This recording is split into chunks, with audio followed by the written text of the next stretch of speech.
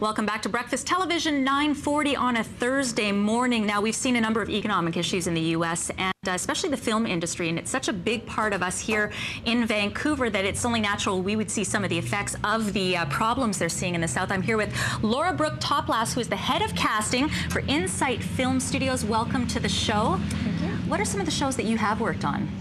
Well, Insight's worked on a number of shows. We do everything from unscripted to scripted film, television, post searches, everything. And we've got some footage, I think, of some of the shows that you have, including Battle of Seattle. Battle in Seattle. Yeah. In Seattle, there it is right there. Now, is that released yet, or has it been? It has a limited North American release. It starts the North American release on September 19th. Okay. Yeah. And then also locally here, you've shot Numb. Yep. That was starring Matthew Perry and Lynn Collins. Right. Now, as a head of casting, you must have really seen a big change in our industry since, of course, we had the strike down south, the writer's strike. And, of course, there's a threat also of another strike happening. What are you seeing as far as up here? Yeah, I mean, there's the threat of the SAG strike that is still looming and has been looming for quite some time now. As far as I can see, Vancouver's still fairly busy, and Los Angeles is feeling it a little harder than normal. You were just in LA.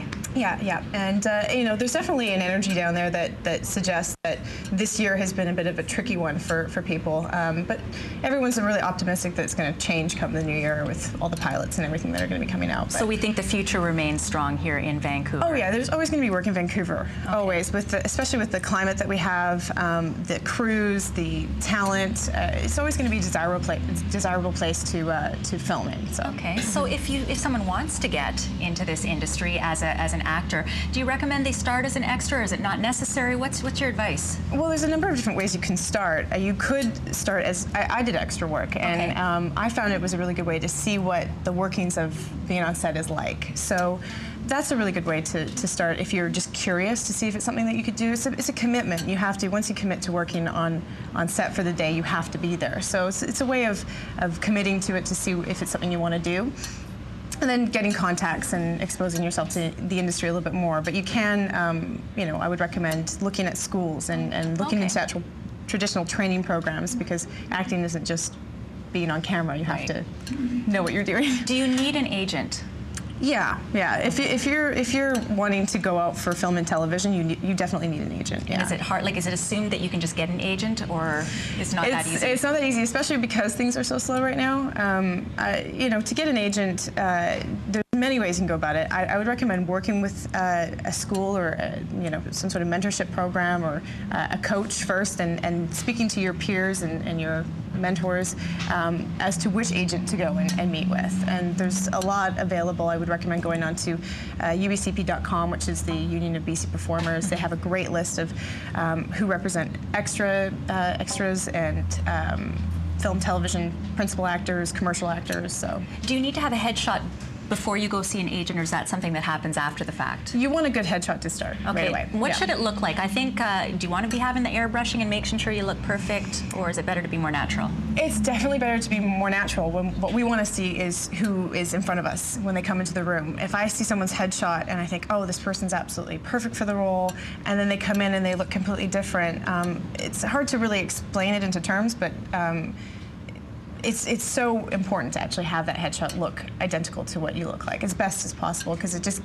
allows me to do my job more efficiently. How can for some of our viewers that are looking to get into the industry, how can they stand out to someone like you?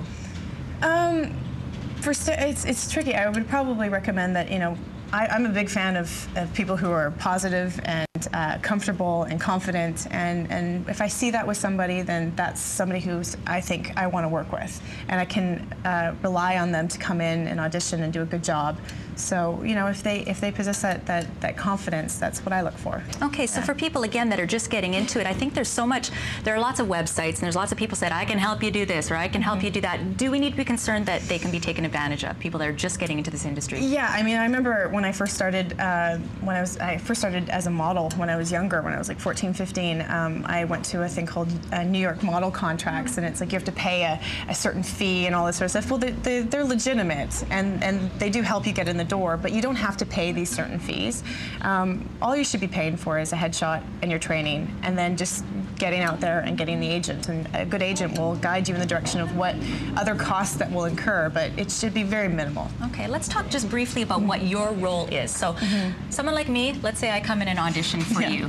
Do you make the decision on who is going to be in that movie? Not completely. I make the decision of who's presented to audition So like for the finalists movie. or something? Yes. So I auditioned for Battle in Seattle several months ago.